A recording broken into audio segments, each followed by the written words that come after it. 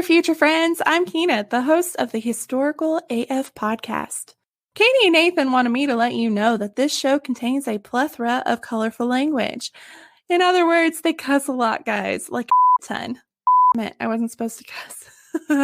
Anywho, if cursing isn't your jam, then this may not be the podcast for you. But if you're down for some F-bombs and you dig comedy history podcasts, then you're going to love this episode and you should head on over to my show. Historical AF is a boozy and lively foul-mouthed comedy podcast. Cheers, bitches!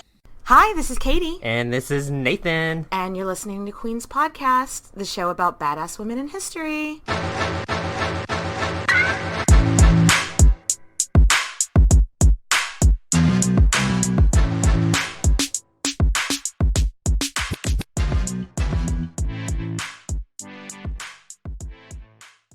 Queen's Podcast, y'all. Yes, I am so excited about this episode. You have no idea. Y'all ready for this? Yeah, this is one y'all been asking for since the beginning. I've been excited to cover since the beginning. Yeah, me too. I've been waiting for this one. And now that we are approaching our 4th anniversary, we let our Patreons vote for who they wanted to hear next. And our girl, Catherine the Great, won Above and Beyond. Yeah, and today, in honor of that, I am wearing a head muff. One of those like Russian head muffs. And I look fabulous, if I do say so myself. You look fantastic. It really suits you. I think you should just wear that to your next Zoom work call. Just be like, sup? Nathan, do you have a dead cat on your head? What's going on there? Are you on drugs? What's wrong with you? Oh my gosh. So obviously, like I said, we're talking today about Catherine the Great, the famous badass empress of Russia. Yeah, and obviously what we're drinking is the Moscow Mule. How could we not? Gotta drink a Moscow Mule. I was like, I could potentially do like a White Russian, but I mean... Oh, I'm so glad that we did the Moscow Mule. Everybody knows about, Catherine the Great and the whole talking about how she fucked a horse or whatever. That bullshit lie that we all know is a fucking lie, but some people actually may not, but that's why we did the Moscow Mule. So what it is 2 ounces of vodka, half an ounce of lime juice, and then 6 ounces of ginger beer. So it's really, I was thinking like Moscow Mules were a little bit harder to make, like they had more ingredients. So whenever I read the ingredient list, I was like, that's it? It's a real simple cocktail. I myself am not a fan of ginger beer, so I watered it down a little bit with some club soda, and it's much more bearable for me. I love ginger beer. I love the taste of it. I love that shit. Like, I could drink it on its own. And it's like, for those that don't know, it's not like actually beer. It's just like spicy, it's like carbonated. Root beer. Yeah, exactly. So, whatever. Totally. I'm enjoying it, so let's dive in. Actually, first... let's do some Patreon shout-outs. Patreon! Boop, boop. So first, thank you and a big shout-out to Molly, Megan, and Ava. Also to Noelle, Jamie, Lauren, and Hannah.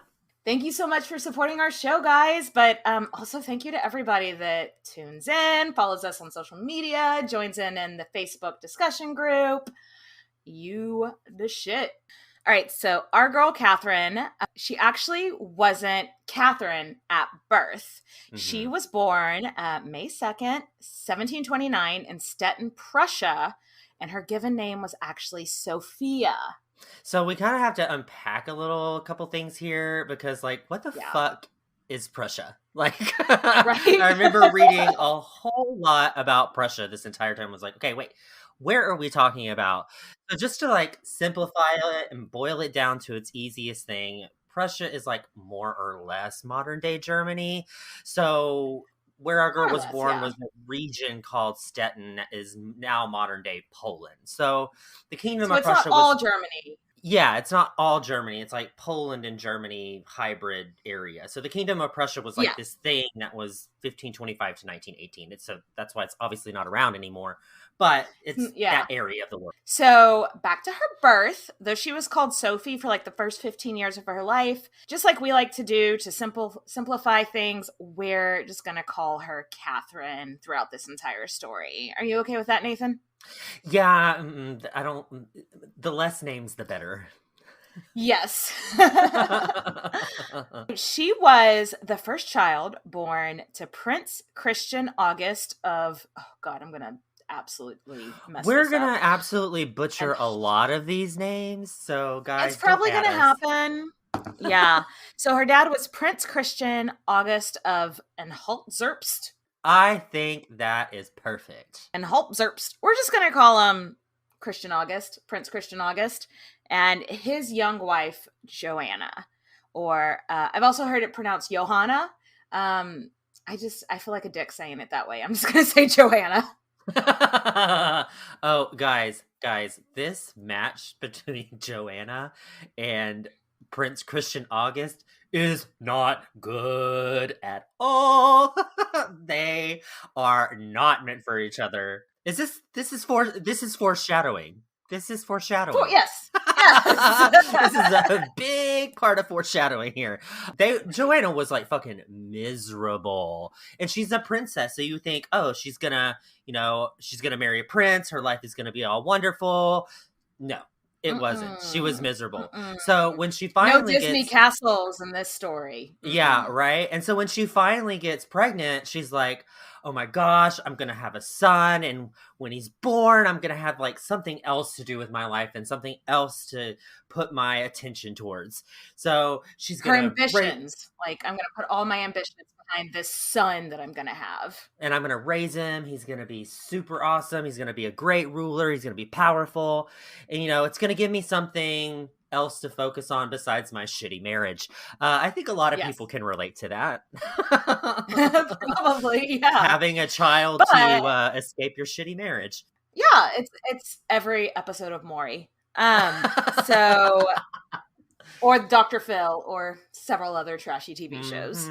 So whenever she had the child, and it was actually a little girl, Joanna was fucking crushed. Also, the childbirth was like 15 hours and almost killed her. Ugh. And then, so after all of that, to be like, and it's a girl, she was just super bummed and like did not even pretend like she wasn't super bummed. And so as a result, Catherine's childhood wasn't the happiest, which I think is really ironic because this Joanna woman, you're going to see throughout this story, that she is just so obsessed with status and ambition. And it ends up that in history, the only reason that anybody knows her name is because she gave birth to this daughter that she hated so much. Yeah, right. Isn't that ironic? The only reason we're ever talking about her is because of the daughter that she was a dick to. Yeah, and speaking of being a dick to, Joanna would literally tell her own child that she was fucking ugly. Like, and say, you're so annoying, you're so ugly, and then like constantly berate her with all of these like character flaws or anything that like Catherine accidentally did wrong. She would like hold this huge guilt trip over her. So not a super fun way to grow up. No, and we have a lot of, because Catherine did write some memoirs, so we have a lot of Catherine's own words to describe things in her life. And she says of this, she was like, I'm not sure if I actually was an ugly child, but I remember very well being told often that I was an ugly child.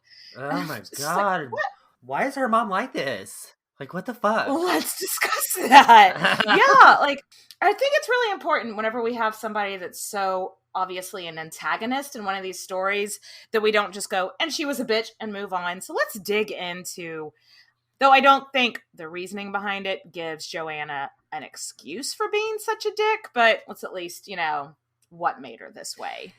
Yeah, so let's talk about her parents and their marriage so that we can understand Catherine's upbringing a little better. So, first, what we need to understand about Prussia at the time is there were a shitload of minor princes and minor dukes. So, there's like lots and lots of titles, but not lots and lots of money. You hear about nobility now, even having like being cash poor, but like having lots of properties that are completely falling apart. That is a lot of the Prussian nobility at this time. Right. So Joanna was born to one of those super cash-strapped dukes, but her godmother was a very wealthy duchess, and this is where I think she gets like her obsession with the royalty and all of that is from her godmother, because her godmother is a duchess named Elizabeth, and she took her in, and Joanna was raised in style. Yes, she had all the prettiest dresses. She rubbed elbows with all of the nobility. Like, she was raised to be like an impressive dignitary's wife, or like, be a mover and shaker. Foreshadowing, that's not what happened. I know, there's lots of foreshadowing in this. Yeah. So when Joanna was 15, her parents betrothed her to a prince that she had likely never met. But I mean, it's a fucking prince, honey. That's that money. It's a prince. Come on. Status, question mark. And then enter Prince Christian Augustus, which, if he entered the room, you would just hear... Exactly. He's a dud, dude.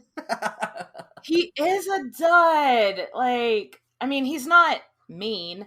He's not a bad guy necessarily. He's just fucking boring. And she's 15 and he's 37. Yeah, that might be a little bit of it. There might be a little age gap there. He's old enough. He's old enough to be her father. I know, it's kind of gross. And he was like this really military dude that never showed any interest in pretty much anything, much less women. I mean, it was just literally he was just all about military and didn't ever pay any attention to anything else. Didn't do parties, didn't do anything. Didn't go dancing, wasn't into court gossip. And Joanna is obviously the exact opposite. She was raised by her fancy-ass godmother and growing up in style, so they didn't have much in common, is what we're getting at. I do feel for her, because it's not like she had a choice. It's not like she got to meet him and then be like, hard pass. It was just like, you're marrying this prince, and we said so, do it. It sucks. Can you imagine if you were 15 and your parents came to you being like, I have found you a spouse? And it's a 37-year-old man or whatever? No. Can I just get my learner's permit instead? He's old enough to be your father. Gross. After their wedding, Mom and Dad head back to Stettin, where Joanna had never been before, so she didn't really know what to expect. It was 100% a military town. Basically, she was brought to an army base or whatever. Like, everyone, the industry of the town was military. Everyone that lived in the town was like her husband. On top of her not really connecting with her husband, it's not like there was any society that she could like dig into. Do you know what I mean? Yeah, because I mean, when you talk about it, I think about the army towns that we have like here in Texas. Like there's like certain towns where there's like forts, that are built, and then it's an army town. There's not much to do. There's not much culture. You just kind of sit at home while your husband's out doing his military shit. Yeah, like when because my dad was in the military when I was a baby, and my mom, moved around with him. But she would make friends with the other military spouses that were staying home. It doesn't seem like that was really an option for Joanna. It doesn't seem like there were probably other military wives there, but they're like her mother's age. Yeah, they're not 15. She doesn't have any friends. And so she gets really depressed. Joanna gets really lonely, and her husband doesn't seem to notice.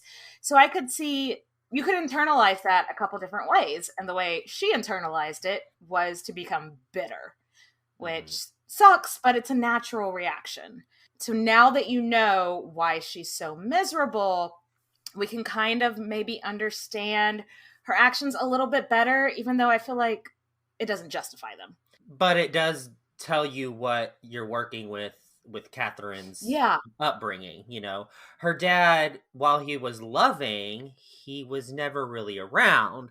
So basically, her whole childhood is trying to avoid the wrath of her super bitch mother. I mean, that's all.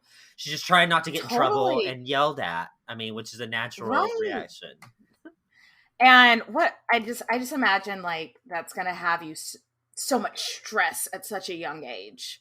Oh, for sure. It wasn't just her mother either. Even though they weren't a rich family, they were still part of the nobility, so they were expected to have their kids have really good education, even their daughters. She was hired like these renowned tutors to teach her, but they would put her down too, because not because she wasn't smart, just because she asked questions that they felt were inappropriate for a child to be asking. And it's like, as an educator, wouldn't you want an inquisitive student? Yeah, not one that's just like, not one that's just like, oh, okay, you know, wouldn't you want to debate? For instance, let me give you a really good example of it. So this Lutheran pastor named Pastor Wagner was brought in to teach her history, geography, and religious studies. And I think the fact that she's getting taught like history and geography, like we don't hear about geography necessarily a lot. So no, she's getting a good education. The pastor teaches her, okay, as Lutherans, we believe that Jesus died for our sins so that we can go to heaven. And so like little baby Catherine is like, well, what about the people that were alive before Jesus? Where did they go when they died? And the Lutheran pastor's like, yeah, good question. And he's like, oh, they all went to hell. Yeah. She's like, wait, yeah. What?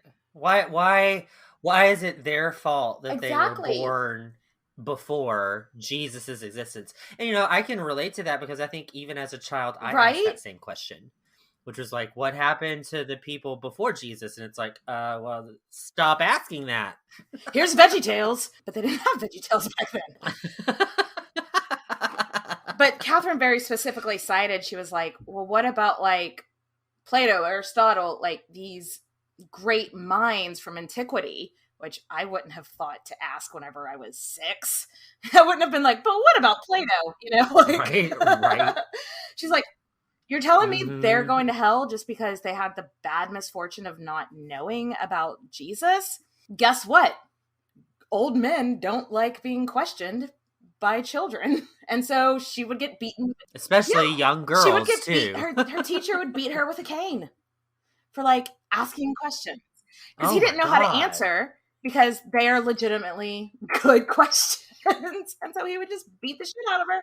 Like, it's like this little girl is growing up with not only a mother who's horrible to her, but a tutor that, like, literally beats her for just asking questions. Like, I am so grateful, though, that didn't stop her from being inquisitive. Because a big thing of her life, like, her life motto is, like, always keep learning, always keep reading, always keep...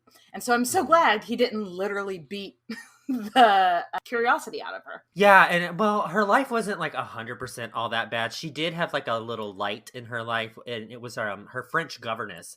Her French governess named Babette, and Babette was really nice to her. And spoiler alert, this kind of gives her persuasion towards the French court and life and the Enlightenment era and all of that. So Babette would go and seek out books that she thought that Catherine would like.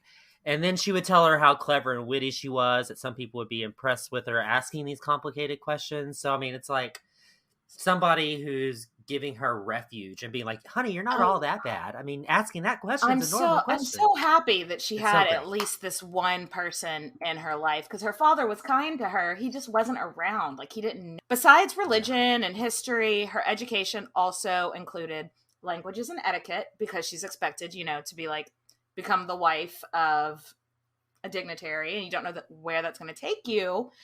And she loved learning new languages. I wish I loved learning new languages. I'm so bad. I know, right? I hate it. Like, but she loved French. She fucking parlez-vous français? Oui. Yes! I mean, is it any coincidence that the only person that was nice to her in the world was a French woman and she took to French like a fish takes to water? No, I don't think that's a coincidence. Yeah, and I could just imagine her and her French governess like talking to each other in French, you know, just to, and so that being kind of like their secret language together. I love it.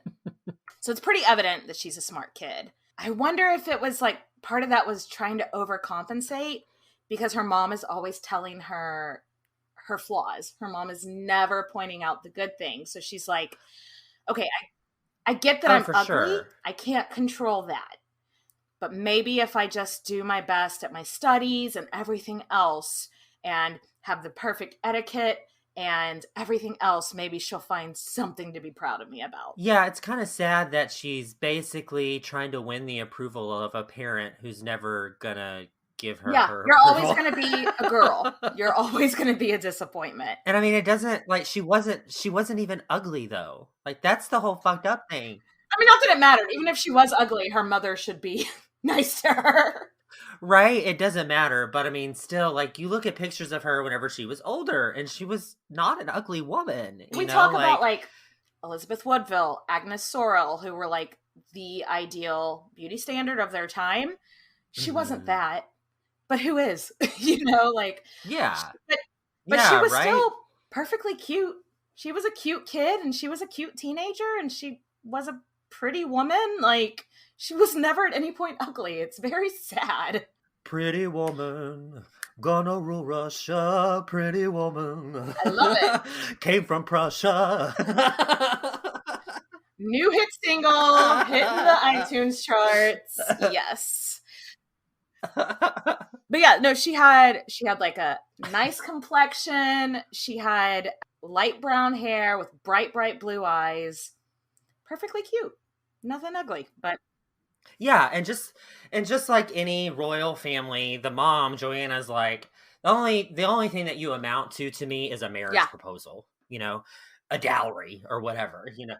And I think like Catherine was like, getting married is a means of GTFOing out of this fucking place. Like, hey, I want to get out of this hellhole, so maybe marrying somebody and moving out of the household isn't such a bad idea. So yeah, let's get me married up. Yeah, can I get married tomorrow? Yeah, let's get me out of here. And Catherine's like early years, I think at around like age 8, her mom started taking her all over Prussia. So Joanna's family is like a couple of rings above the dad's family. So I remember she grew up at a fancy court. So she knows all of the big mover and shakers in Prussian nobility, and she's like closely related to them. So it really wasn't super uncommon for her to get invited like to Easter at some duke's house, or if she called on some really rich duchess or princess or something, for her to be invited over. So she would make the rounds in Berlin with Catherine as young as 8 years old and just basically be like, this is my daughter who's got a son for her. I got to get her married. And Catherine, she'd be like, Catherine, do a trick. And Catherine would do a perfect curtsy. Hello, my baby. Hello, my darling. Hello, my ragtime child. Who's got a husband for me? I'm ready to get out of my mom's house. Yeah. Oh my God. I love it. But like for real though, Catherine knew how to really make a good impression though.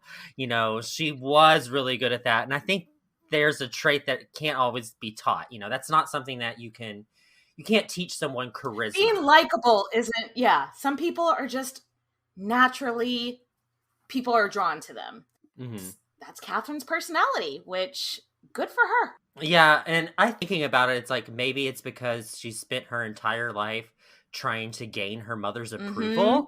So maybe, you know, being very good at impressing people. I'm not a psychologist, but I bet that has something to do with it. So she's also like really observant.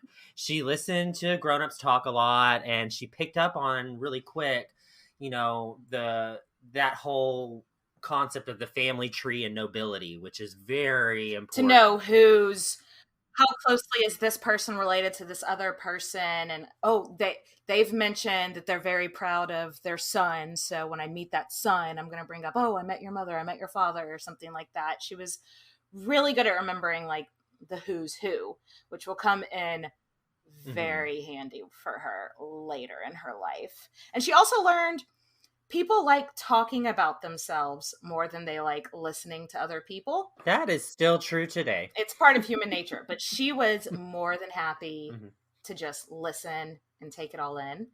And so she was really popular from a young age anywhere she went.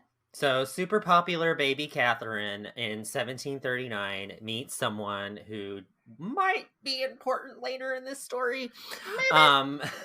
Joanna's brother became the legal guardian of this orphan, a little baby Duke named Peter. And it was thought that baby Duke Peter would one day be the king of Sweden.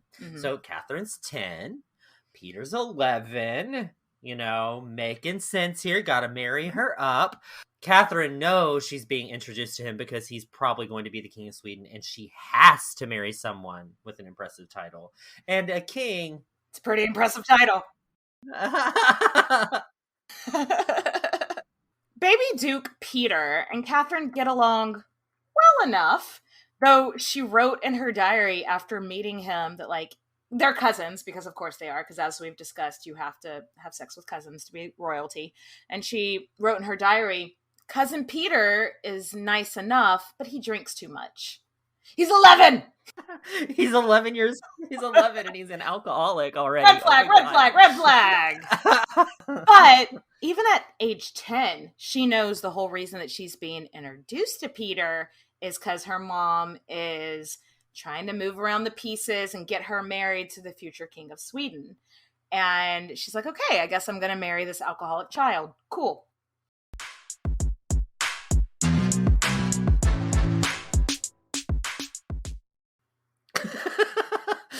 So fast forward about 3 or 4 years, and that little orphan duke that was meant to be the future king of Sweden has now been swept away to Russia. Hence the hat that I have on right now. Yes. It turns out that he is the last living male descendant of Peter the Great of Russia, and Peter the Great was Peter the Great for a reason. Yeah. Peter the Great was little baby orphan duke's grandfather. Yes. It's kind of a crazy story. I'll link in the show notes to the book that I'm reading about Catherine the Great, but like they kind of just like picked up little baby Duke like in the middle of the night and was like, no, you're not going to be king of Sweden. You're going to be king of Russia. You're coming with us. And he was just like, I don't really want to do that. And they were like, la la la, we can't hear you. I'm coming to Russia. Yeah, I know. Like, I think I go into this like a little bit in our Patreon episode that we'll be doing a little later on. But this part of the whole story is like, what the fuck? Right. But Nathan, who was the current ruler of Russia? It was Empress Elizabeth. So there was a bunch before her, and it all happened in a very short amount of time. But it was Empress Elizabeth at the time. And I think Elizabeth was pretty cool. She was a pretty good ruler. In this episode, we're pretty much only going to say positive things about Elizabeth. She was not a perfect person, but this is not an episode on Elizabeth, so we won't dive into it too much. I'm sure she'll get her own episode one day. But yeah, but she ends up having Peter swept away to Russia and, starts grooming him to be the next Tsar of Russia. Right. Okay. Joanna was like, I can make this work. She's like, fuck Sweden. We're past it. Joanna had an older brother who died, but when he was alive, he was engaged to Elizabeth, who is now Empress in Russia. And so she starts writing to her, just being like, dear sister. Like, they hadn't talked in years, but now she's like, dear sister, hello, it is me, Joanna. What up? Let's get together. And long time no see. Haven't heard from you. And also, we've skipped over a little bit. Joanna has had several other children. She has a son now, but she gives birth to a daughter, and she's like, we have named her Elizabeth after you. Like, she's very obviously pandering and, like, not making any qualms about it whatsoever. She is pretty shameless with, like, what I'm getting at is I have a daughter, you've got an heir. Let's get them together. But yeah, the moment Joanna finds out that the little Duke, her daughter, got along with so well, is now going to be the future czar, she was like, it is on. Yeah, weird side note. There was this time around now that one of her uncles proposed to her. Yeah. I mean, her mother's baby brother, who was only like 8 years older than her, so not that creepy, was just in love with her.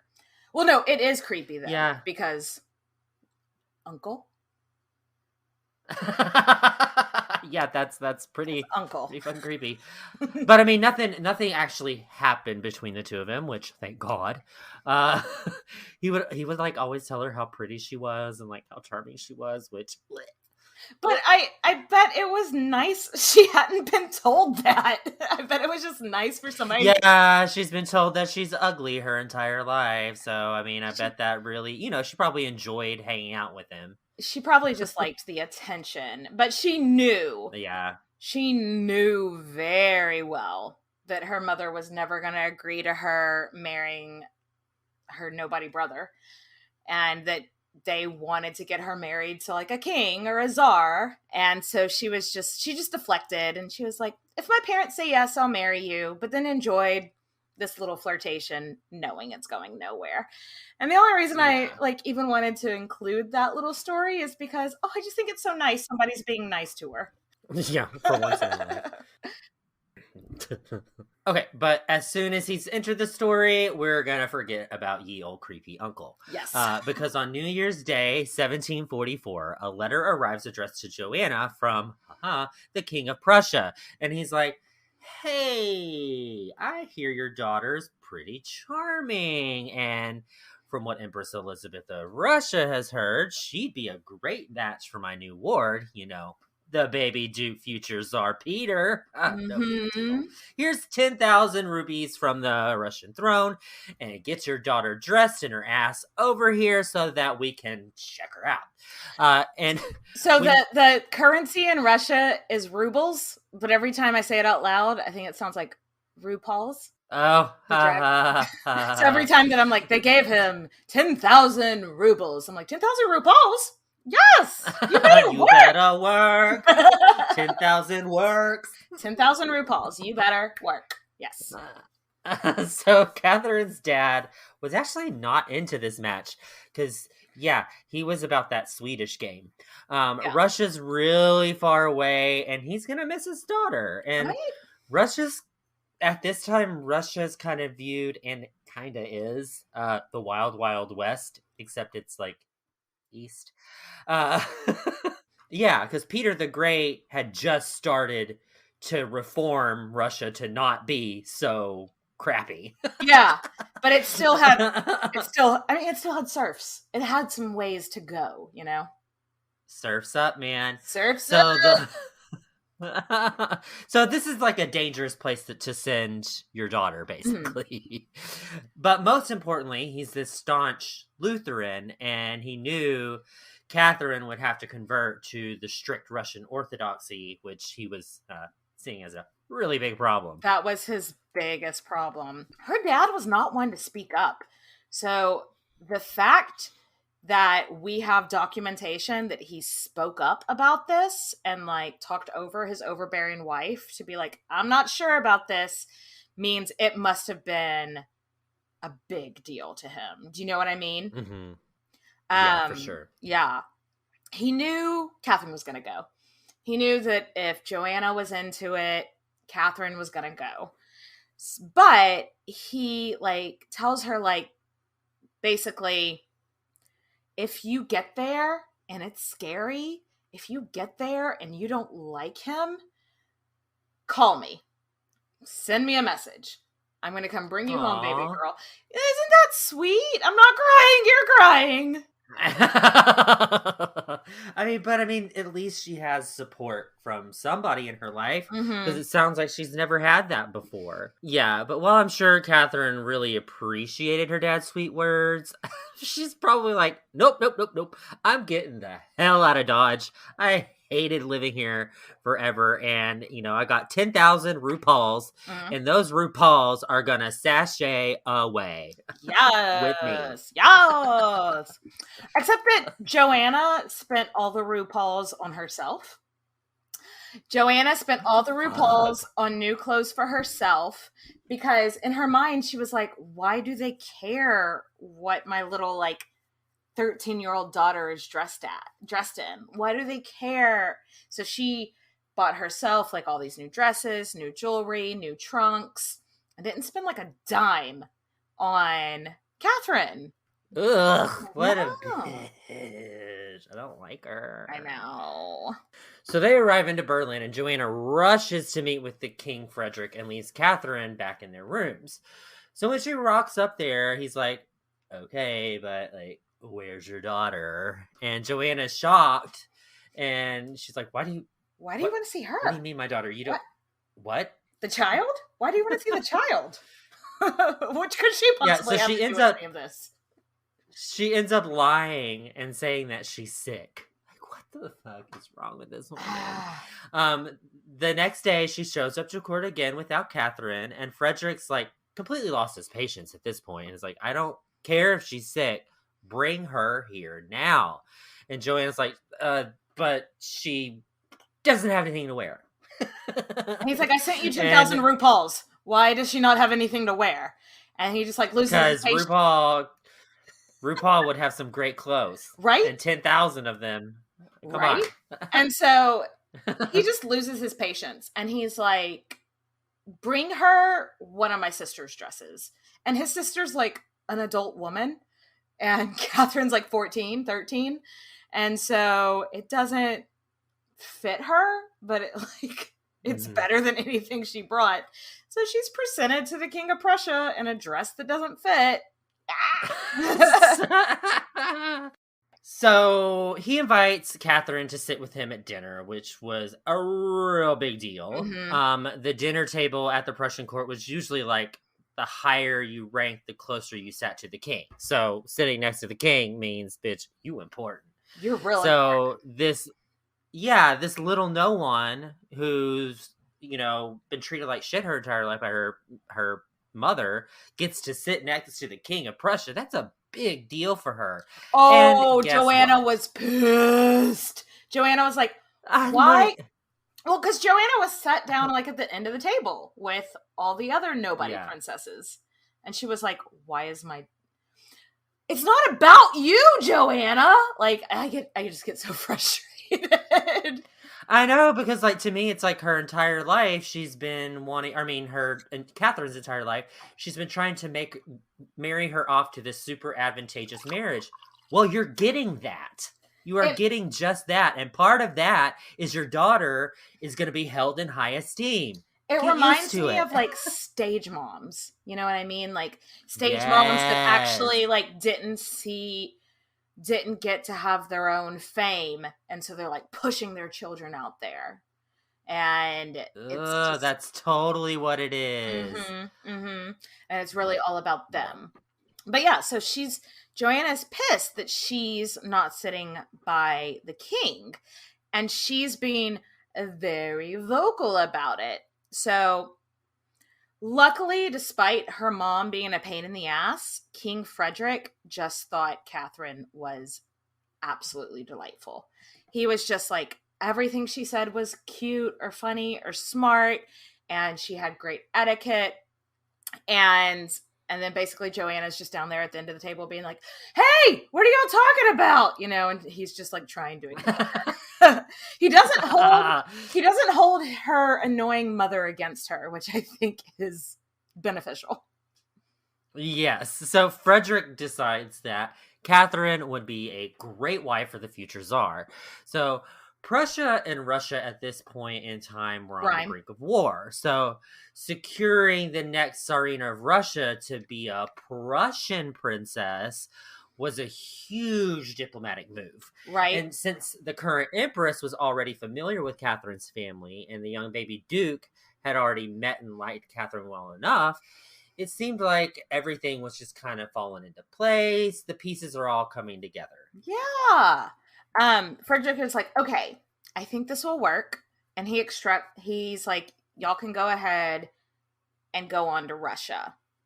But the thing was, remember that message came on New Year's Day, so it's January. Do you know that Russia is cold? Yes. That is why I'm wearing my fabulous fuzzy hat. Yes. When people traveled from Berlin to Moscow, they tended to do it, not in winter. Yeah, I can imagine Russia's real fucking cold. It's very cold. It's very cold. The road from Berlin into just like greater Russia was usually people would actually take a boat into like, it was safer to take a boat into like a really far tip of Russia and then take a carriage down or something. But they were like, no, we're in a hurry. We're just going to take the road. The only other people they saw on the road were mail carriers or people carrying medicine. So like frontline workers, basically. Nobody, yeah, right. The essential workers Yes. of this 18th century. It was dangerous, is what we're getting at. And it was like, when destiny calls, you gotta go, Yeah, and they were on a deadline. Like they had to get there by Peter's birthday in February. So it's time to hustle, honey. And after over a month on this dangerous roads, they finally arrive in Moscow. And they arrived on the morning of Peter's birthday. And they're just like sitting in this waiting room, Right. waiting to be officially presented to Empress Elizabeth. Like, wonder why they haven't picked me up yet. But like, so they're sitting in this waiting room, just looking around. And I have to imagine Catherine has never seen this type of wealth before, because Empress Elizabeth is all about showing how wealthy they are. Empress Elizabeth is all about jewels eleganza. Yes, dripping in jewels eleganza. She's looking fabulous, flaunting her wealth. Yes, it reminds me of, you remember in the Elizabeth of York episode, we talk about how her dad was always wanting to one-up the French king and make his court a little bit nicer than his. I feel like Elizabeth is just like, I need to remind everybody how rich Russia is. So everything here is gold. Everything has diamonds dripping off of it. So we just see baby Catherine sitting in like this waiting room, waiting to meet this great empress and just being like, I feel incredibly poor right now. Yeah, because she grew up with the Prussians that didn't really have any money, and their princes and Exactly. dukes didn't have any fucking money. Yeah. So here she is in this foreign land, and not to mention, like, Russian architecture is impressive. If you haven't ever seen it, Yes. it's very impressive. So I'm sure she was just like, okay. Right? So while they're waiting to be like officially presented, Peter burst in unannounced, and he just like breaks protocol, and he just like walks in with his arms open, and he's just like, I couldn't wait any longer to see you guys. He rushes over, greets them with hugs. Today is his 16th birthday. He's in a great mood. They met each other 5 years ago. And really what it comes down to, I think, is that Peter never really took to Russian culture. He never really took to the language. He never really took to the religion. So he was so happy to see another German-speaking person, to see another Prussian princess. He was just like, people that know me. Oh my God, thank God you're here. Yeah, and I think we'll talk a little bit more about his character later, but because it's a little questionable. But he just has refused to learn Russian or adopt their religion, so that's not really rubbing the Russians the right way. No, because he's like Christina Aguilera, genie in a bottle. Got to rub him the right way. I am Peter in a bottle.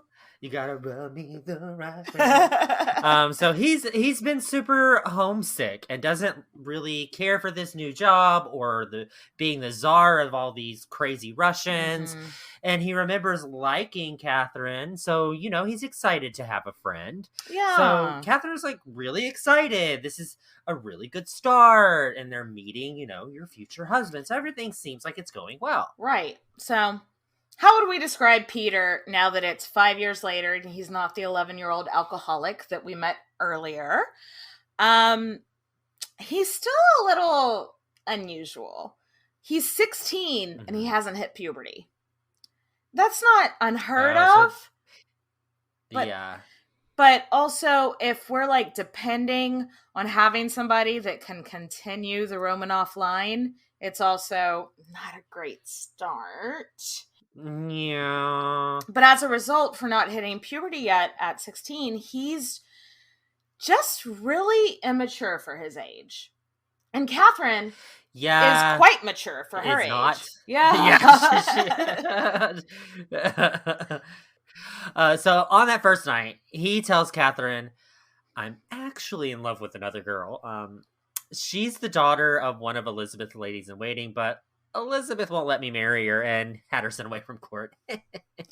Yeah. I really don't think he told her that to like hurt her feelings. Yeah. He's just immature and insensitive. That's the best that I can. What I think it is that he doesn't have anybody else at court that's his age, and he doesn't have anybody else at court that speaks the language he wants to speak in.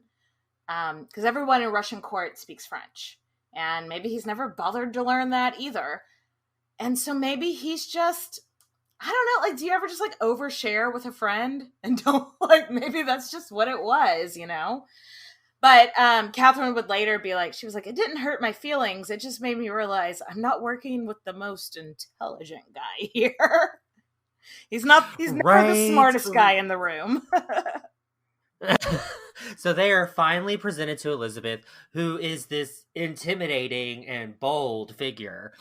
She's a really big personality and a bit overbearing. I mean, she's Peter the Great's first and oldest daughter. Right. But from the first moment they meet, she just absolutely adores Catherine. Dotes on her, gives her gifts, gives her RuPaul's. So things are going really good for her.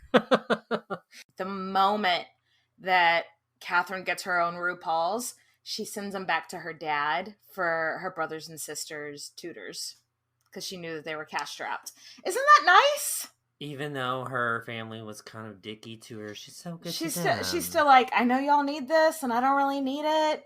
I don't know. I feel like I'm kind of set here. I could just like pawn off one of these chandeliers and be set for life. Yeah, right. But I mean, I think the reason the Empress treated her so well is because the Empress didn't have children herself. And she wanted them so badly. Yeah, and she had tried to treat Peter like her own son, but he really rejected her affections. I think he had some mommy issues, maybe. But for Catherine's now getting all of the praise that she didn't get from her own mother. So Catherine's just happy to have someone who's affectionate towards her. Right. So Catherine and Elizabeth hit it off because Elizabeth is looking for somebody to be motherly to, and Catherine just wants somebody to love her. So Right. Yeah. So Catherine is given rooms and a few ladies in waiting, like most royalty is. And of course, her fucking stage mom, Joanna, complains about Catherine's rooms being nicer than hers. They're supposed to be. This fucking She's chick. The future Tsarina. Yes. I know. What? She's like, why does she have her own rooms and I have to bunk with a lady in waiting? It's like, because you're not, oh my God, it's not about you, Joanna. Yeah, Empress Elizabeth's court is like over the fucking top. Oh my gosh. They're bringing it to you every ball. There's ballrooms every night. Ladies to change their dresses 3 times a day. 3 times a day. You had to. Yes. And you had to be on all the time. You needed to know your etiquette. You need to know the dances. You have to be dressed for the right occasion. It could be a little overwhelming for even the most seasoned socialite, you know? Mm-hmm. It didn't stress Catherine out. If she was stressed out, she never showed it. It seemed like she just was, I mean, she'd been trained for this her whole life, you know? Yeah, and Catherine is so far pretty popular at court. And, I mean, the Empress likes her, so it's like, okay, time for you to get that traditional Russian education. Mm-hmm. So they hire a couple of different tutors to help her learn the language, you know, the religion, the history of Russia. And we know our girl Catherine loves to learn, so this is really her fucking This jam. is her jam. And she leans in hard. Yeah, she leans in hard. I mean, remember, she loves learning languages, especially, and Russian is just so different than what every other language she studied. So she's like honestly excited, which the challenge. She didn't have to be enthusiastic. Yeah, she didn't have to be, you know. Right. She already knew French, and French was spoke at all the courts, so she really didn't even have to put in the effort to speak Russian. But she did. But she loved it. She was so obsessed with learning the language. I've had this before. Sometimes you can't sleep because you've started a new project, so you're just like, fuck it, I'm going to get up and like, I'm just not going to sleep and I'm just going to work on that project instead. So she did that. So she'd get up in the middle of the night and be like, fuck it, I'm going to study my Russian. But she wouldn't light a fire. She wouldn't put on enough clothes. It's winter in Russia. She catches a cold from getting up in the middle of the night to study Russian. That cold turns into pneumonia, which in the 18th century, I mean, that's easily a death sentence, you know? I mean, even today, it's still a death sentence for people. Yeah. Rumors immediately start spreading around court, like this little Prussian princess is sick. She might die. How did she get sick? She stayed up too late studying Russian. What? Studying Russian? Everyone is impressed. Everyone is like, oh my God. She is like bringing herself to death's door just to make sure that she understands our culture. What the? Okay. You know that game of telephone you would play when you were a kid where you whisper something and like the story gets bigger and bigger and bigger? I feel like that's like it started with, she got sick because she stayed up all night studying Russian, and it just spread to like, she is so dedicated to Russia. Oh my God. Like the rumors got bigger. She took a knife to the throat and she almost got killed and she survived. Because she loves Mother Russia. Like, yes. Like the stories just grew and grew and grew that like the whole court is like, okay, she might be the baddest bitch out of all of us, you know? But even nearly on her deathbed, Catherine is smart. She pretends to be sleeping so her ladies in waiting feel comfortable to talk freely about her, or about her and other gossip. Mm-hmm. So she's like making all these little mental notes of, you know, who's important at court, who are they mentioning, who's, you know, what's going on while she's sick. You know, she's using them as a way to keep tabs on. Well, exactly like she did in Prussia. She's just making mental notes of, it's the exact same thing, you know? She's just like, oh, okay, I'm going to listen to them tell me about whatever count or whatever so I can hopefully live and use this information later. And just like the mother that she always wanted, Empress Elizabeth like visits her daily, holds her in her arms, prays for her, gives her gifts. Like, this is the exact opposite of how she was. Oh my gosh. raised. And this is the exact opposite. Like, yeah, Empress Elizabeth's showing up every day, like holding her, cuddling with her, like praying with her. And her own mother, if Catherine like rolled over and like felt a pain and went, ugh, and like moaned, her mom would be like, shut up, stop.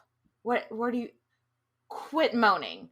And so like the juxtapose of like how her own mother treated her and how Elizabeth treated her in this time, who do you think she's going to have loyalties to? Right? Right? Empress Elizabeth. Mm-hmm. And then when it's looking really grim, they're like, we should really call for like a pastor to maybe come pray for her soul because she might die. And her mother goes to send for a Lutheran priest. And Catherine sits up in bed and is like, oh no, honey, send for my Russian Orthodox priest. We're not doing that Lutheran shit. And let me tell you, when the people of Moscow heard about this request, they were like, oh my God. On her deathbed, she called for Russian Orthodoxy. Are you kidding me? Are you serious? Yes! Like they were like football fans in the stand being like, she did it! Like they scored points. They did the points. Good. Yes. They were the people of Russia, not even the court, not even the royal court, but the entire metropolitan of Russia was all talking about this little Prussian princess who has showed up and is on her deathbed so dedicated to Russia that she wants an Orthodoxy priest. She became a celebrity. So she recovers, because obviously this is a 3-part episode. So it's over. It was like, okay, and she died, and that was the end.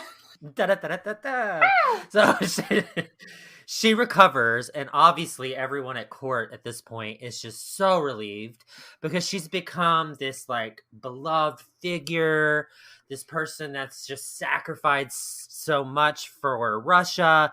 And it's worth noting that the court had also heard that Joanna had been such a dick to her during her sickness. So when Catherine came back to court, she showered her with affection and praise and money. And Joanna totes got the cold shoulder. I mean, do you blame the people of Moscow? No.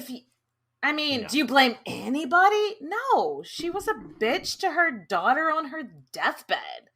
Like, yeah, and now all of these Russian people in Moscow are just very protective of Catherine. It's like their own child. You know, they're not thinking of her as like this foreigner.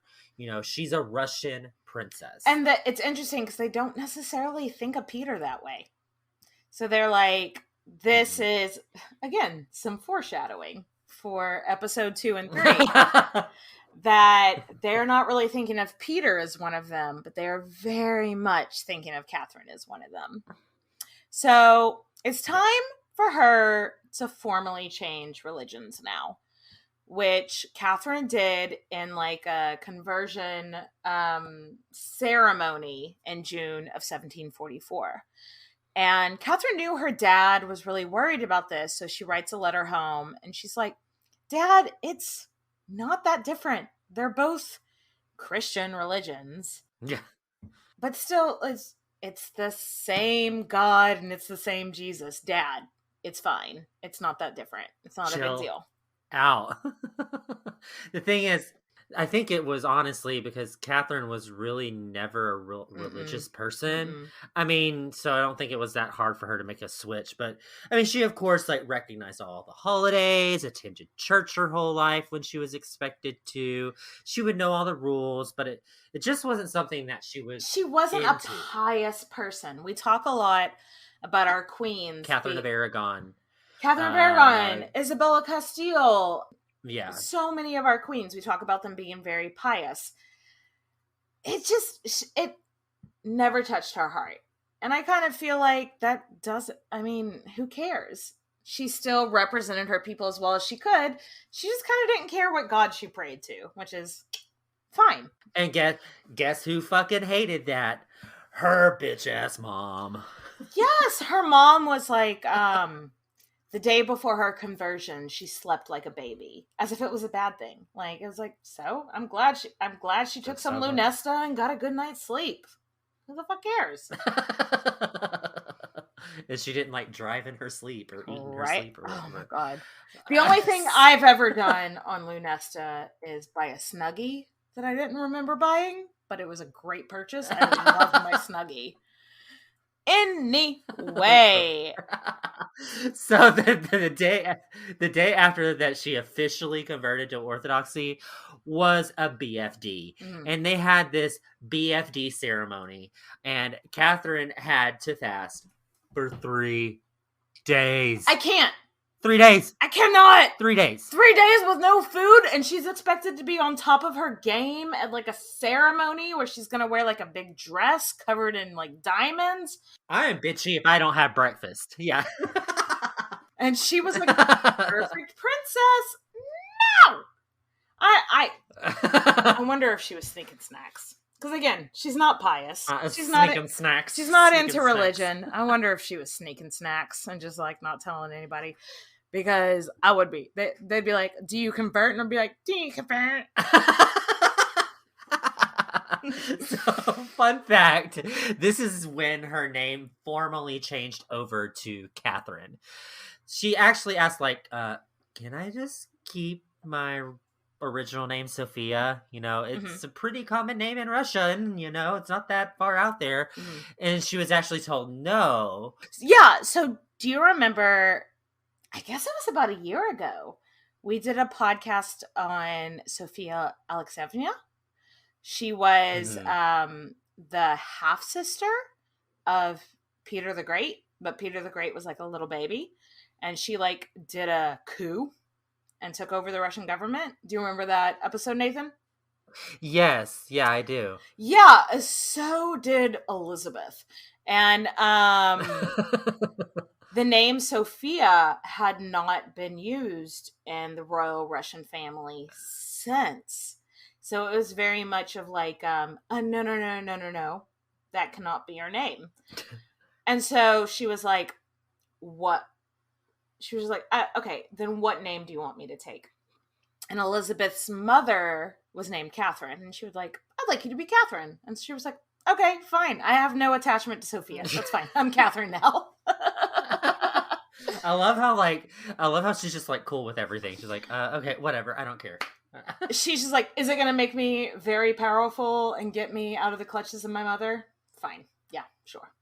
I mean, I don't know about you. I might be a little biased. I think Catherine is a very pretty name. I think it sounds like a hooker's name. Hey! So, anyway, it's time to start planning this wedding. Yeah. So, up until this point, Russia royal weddings weren't really a public event. But Elizabeth was about any excuse that she could have to show her wealth, her opulence. Her RuPaul. So, like, it was gonna... Her RuPaul! So this was gonna be like this over-the-top betrothal ceremony. It lasted 4 hours. A betrothal ceremony. hours. It's not even the wedding. It's just the precursor to the wedding. 4 hours. But Catherine, of course, curtsied, played her part perfectly, did everything wonderful. Except that at the banquet, Joanna threw a fit that she was sat at a table with the ladies in waiting to her daughter and not at the table with Elizabeth and Peter and Catherine. This woman is a stage mother. Johanna, what you doing? So Elizabeth was just like at her wit's end with Catherine's mom. She hears Joanna being like, why am I sat with the ladies in waiting? I should be at a special table. And so Elizabeth is like, all right, you want a special table? And this is where she is so fucking petty. She's like, oh, you want a special table? Oh, it doesn't look like there's a special table in here for you. Let me set you up your own special table. She has her staff set her up her own table, like in 2 buildings over. And it's like, oh, I am living for Empress Elizabeth right now. And so Joanna has to go sit at her special table that has been specially set up for her, and specially, like, they've served her food and everything, like in 2 buildings over. And it just put her in her fucking place, and I am here for it. Yeah, and Elizabeth is also like, yeah, once these kids are married, you're going home. Bye. You gotta go. You're too much. Bye, bye, bye, bye. So sadly, things go bye, bye, bye after this. So Peter gets smallpox, and newsflash, smallpox is no fucking joke, y'all. I didn't want to, but I did like a Google search of like people who have survived smallpox and like what their faces look like afterwards to understand this better. It's bad. It's not cute. It's not a cute look. My heart goes out to anybody who gets that disease and has to, I guess in America, now that we have vaccines, because you don't really get that anymore, but it would really damage your whole body for the rest of your life. Yeah, and I think at this point, Catherine's thinking, what happens if he dies? Right? What happens if he recovers? Does she have to go back with her mother? I mean, that's like hell. Well, but also, she's officially changed religions. If she gets sent back to Prussia, is she going to be ostracized for changing religions? Good point. Does she stay in Russia and hope someone else wants to marry her? I can imagine while he's on his sick bed, she's having some crisis of confidence. You know what I mean? Oh, for sure. But thankfully, not really thankfully. Peter gets better, but it's not good. No. And then the story gets sad. He is obviously forever changed, because with anything that leaves you debilitated physically and like scarred forever, obviously will take an emotional toll on you as well. So he's forever changed. And he had before this always been nice to Catherine. Something just fucked him up so bad that it's probably because his face was fucked up so bad that he wanted to make the rest of the world feel as bad as he did. Do you know what I mean? Ugh. I know. Yeah. So, he's just fucked up, though. I've never been particularly sensitive to other people's feelings before this, but after this, he just becomes... It's just a whole different level of mean, Cruel. Like he's being not just mean, he's cruel. Right. It's trauma. It's kind of to deflect, his trauma. Exactly. Yeah. This trauma of like nearly dying will do a number on you mentally. And, he's regressed back to being a child, He'd never fully hit puberty yet, like we had talked about earlier. So after him having this trauma of nearly dying, apparently it's kind of common to regress mentally. And so he got when he was a very little bitty kid, he was obsessed with playing soldier, doing fake military drills with his friends. And because he's regressed, he just goes back to that comfort of remembering those fun games him and his friends would play. He just gets so obsessed with let's play military all the time. Yeah. So when Peter is brought back to court, Catherine is brought in to see him, and he looks horrible, and he honestly knows it. Mm-hmm. So he approached Catherine and goes, "Do you recognize me, Catherine?" And Catherine made the biggest mistake of her 15 years in life. She was such a smart girl, but she was so dumb in this one interaction. Yeah, what she should have done is compose herself and lie to his face and be like, "You look great. You look awesome. You look the same to me." Anything nice she could have said would have done better than what she did. What she did instead was she saw him. Y'all, his face was completely full of scars, and it was bloated, 2 times its size. He'd lost all his hair, so they gave him some, weird wig. He had never been particularly handsome to begin with, but now he just looked like she was not ready for it. And so what she did is she couldn't control her face. And she made a face like she was horrified.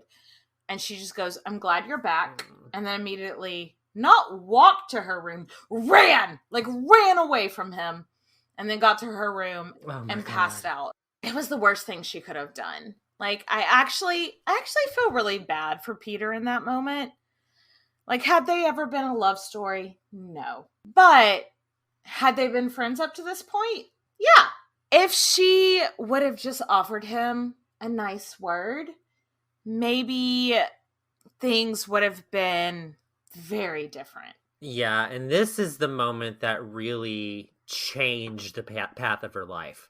You know, while they never were in love, they could have had a tolerable, pleasant enough arranged marriage. We've seen that before in some of the women we've covered, but not now. You know, from this moment on, Peter hates her and was hell-bent on making her life hell. In fact, I read one story that they were at a ball, because that's what Empress Elizabeth did every night.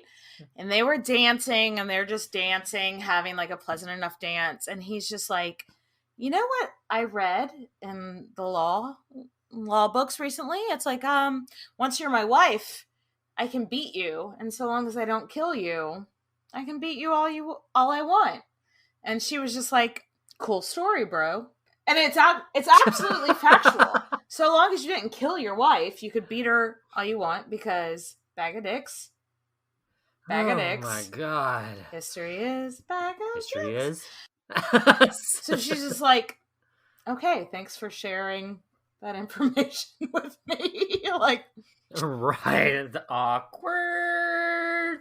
So their wedding plans continued, though everyone noticed at this point how Peter's changed and how much he really despises his fiance now.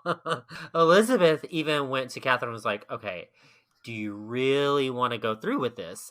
And Catherine's like, yeah, I'm gonna be the Tsarina of Russia, and I'm not going back to my stage mom. Are you serious? And Elizabeth was just totally relieved. Like, she assumed that Peter would get over this, whatever was happening, and just, you know, that made him hate his bride so much, and everything would be okay again. Well, she thought once they're in bed together, he'd be like, hey. That vagina will heal everything. Well, I mean, she's a cute little, like, once they were in bed together, he'd be like, okay, this ain't so bad. Say, show me them titties. Show me them titties, girl. What's up? Elizabeth's advisors were concerned, though, because, like you said, he's just not showing any interest. His development was delayed, and he's still not showing any interest in women. And they were like, we really think you should push back this marriage until he gets a little bit older, until like some things start functioning. And Elizabeth was just like, nope, he's just gonna figure it out. Let's go. And also, no one told Catherine what to do in the bedroom either. This gives me angry Bridgerton vibes. I know we've both... You watched Bridgerton, right? Yes. Like, she tries to ask her mom, like, what happens between husband and wife, and she's just like, oh, the farm animals figure it out. You'll figure it out. No! Tell your daughter what happens in the bedroom. Because it's going to be real shocking when a guy comes at her with a... And so she asked her mom what happens in the bedroom, and her mom slaps her, and she's like, how could you be so inappropriate? And she's just like, okay, I got... Oh my gosh. She's so annoying. I know. So the wedding takes place on August 21st of 21st? 21st. I had a lisp there. I'm partial to a lisp. The wedding took place on August 21st, 1745, and Catherine was, loving her sweet 16. Yeah. She wore a silver gown, dripping in jewels, a la guanza, pounds of crystal. It makes me think of... Do you remember when we talked about Alexandra, the last Tsarina of Russia? Like, the one that was the last one? The one whose last name is really hard to say? Do you remember us talking about, even then, in, like, the 1800s, her being like, these jewels are too much for me to carry, and she was a grown-ass woman. This is a 15-year-old girl asking to carry a dress that weighs like 20 pounds, a crown that weighs like 10 pounds, jewels that weigh like another 10 pounds, and she's just like, oh, like it was too much for her little body. She had a 17-inch waist on her wedding day. Oh my lord, that is teeny tiny. Everything she was wearing probably weighed more than she weighed. It was a workout. Her wedding day was a workout for her. Heavy as the crown. Oh, yeah, that gives a whole different... Yes, exactly. It gives a whole different... Yeah, literally. But you can imagine that she was so uncomfortable. But she didn't show. No. She didn't show it on her face. So that's good. And, she actually asked Elizabeth, like, can I please take this crown off at least? I have a migraine. And Elizabeth was like, no, it's fine. This isn't going to last long. Because an hour into the reception, Elizabeth just very abruptly called it off. Which made everybody go, what? I thought we were here to party all night. And she's like, no, y'all can all go home. We are putting husband and wife to bed. Time to go to Bone Town. All right. So the couple was walked to their bedroom. And so they were walked to one bedroom, but Peter was taken to a separate room, presumably to like undress and come right back. And Catherine was taken to her room and she was undressed. She was put in a beautiful pink silk nightgown. And from the description, I would love that nightgown as well. It sounds very pretty. And you have to shake your boobies like this. It makes me feel pretty. Victoria's Secret would be jealous. Oh, girl. She begged one of her ladies in waiting. She was like, will you stay with me until Peter comes? I don't know what to do. I don't know what to expect. And that lady in waiting that she was talking to was married already. And she was like, please just stay with me and like, tell me what to expect. Tell me what to do. And that lady in waiting was like, I can't. I'll get in trouble. I have to go. So no one would stay with her, which sounds very scary if you don't know what happens on a wedding night. So Catherine's like left in her room in this sexy little nightgown and this sexy little night to have a sexy little time. And for hours and hours, she waits sexily. But she's nervous out of her fucking mind. And she has no idea what to expect. And then finally, Peter arrives, drunk as fuck. 1:00 in the morning. Drunk as hell. Passing out on the bed and no touching her whatsoever. Just done. And Catherine didn't know what to expect, but she had a feeling this was wrong. Like, it's so fucked up that people don't tell their children. Yeah. But, like, she was like, I don't think that was supposed to happen. So the two of them would go to bed without touching each other. And in Catherine's memoir, she wrote, and that's how it went for the next 9 years. And my lord, that's where we'll leave you. Yay. The story was like kind of happy, sad, happy. It's but it's probably gonna get real nasty after this. Empress Catherine if you're nasty. All right, so that's where this episode ends. Nathan, cheers. Cheers, bitches, to part 1 of A Hell of a Woman. Oh my god. All right. Check in a couple of weeks to hear the rest of the story. Cheers, bitches. Thanks for listening. Mwah. Mwah.